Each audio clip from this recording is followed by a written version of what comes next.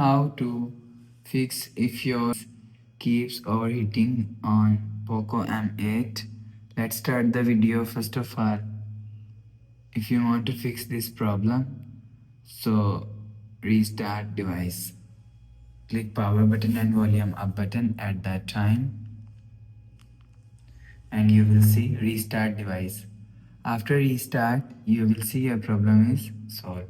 If it's still not solved, so go to app library, scroll down to end, click on settings app. Now in setting, scroll down and click on additional settings. After click on additional settings, scroll down and click on developer option.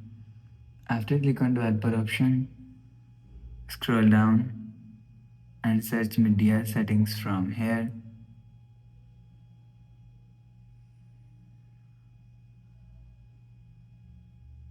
You will see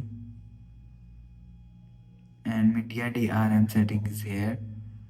So you will check your software update is latest. If it not latest, update your software latest. After update your software, go back to home screen.